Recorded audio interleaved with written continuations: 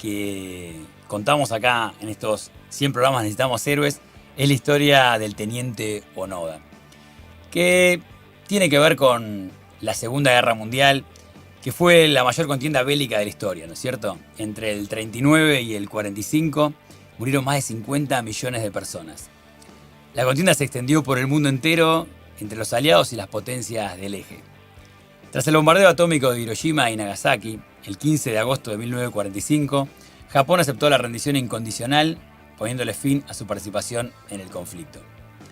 En ese momento, imagínate que el ejército japonés tenía soldados en infinidad de islas de su archipiélago, y muchos de ellos, en una primera instancia, ignoraron que la guerra ya había terminado, porque era imposible comunicarle a todos a la vez que estuviese terminado. Entonces se fueron rindiendo y deponiendo las armas en el tiempo, pero obviamente, digamos, todos fueron haciendo lo mismo. Sacando el famoso y conocido Teniente Onoda. El Teniente Onoda recién presentó su renuncia, imagínate, el 10 de marzo de 1974. O sea, estás hablando de 29 años después de la guerra.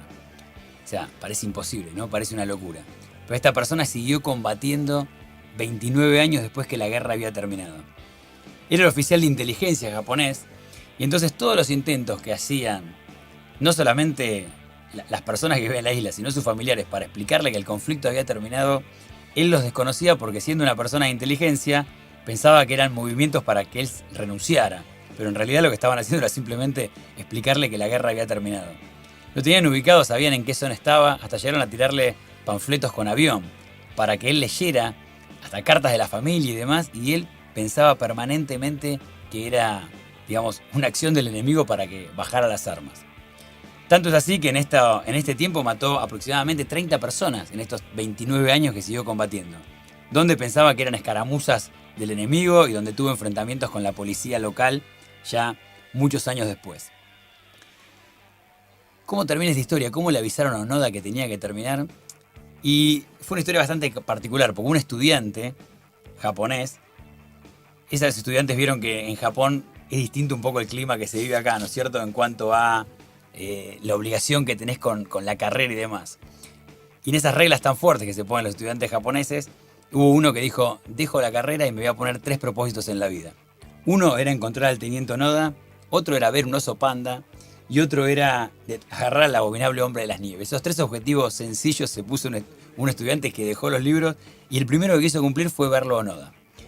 Obviamente viajó hasta la isla donde estaba, y lentamente se fue acercando a él hasta que le explicó que la guerra había terminado, y Onoda empezó a creerle, ¿no? Porque ya se dio cuenta que evidentemente el conflicto no era así.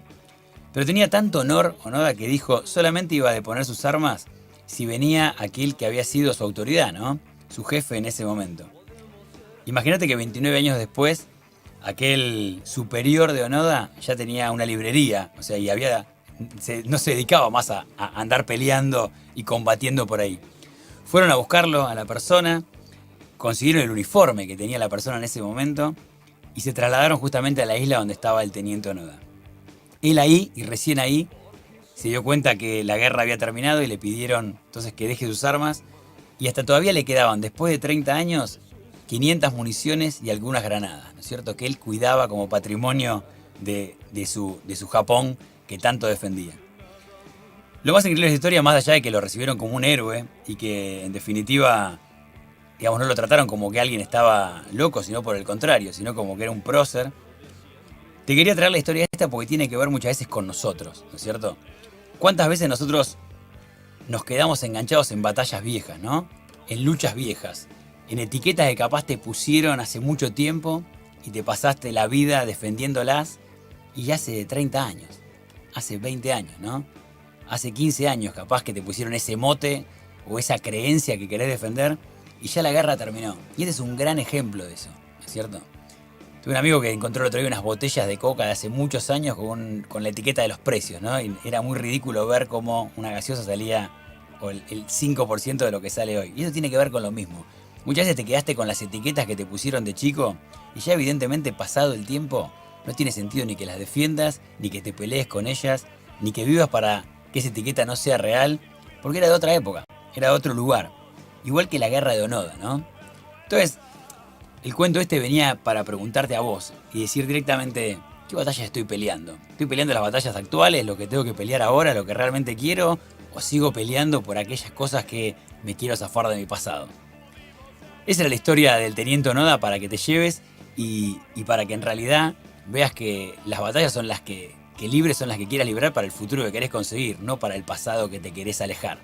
Así que habíamos repasado la historia de Onoda para dejar de combatir, ¿no? Dejar de combatir sobre todo por esas luchas viejas que ya no existen. Y vamos a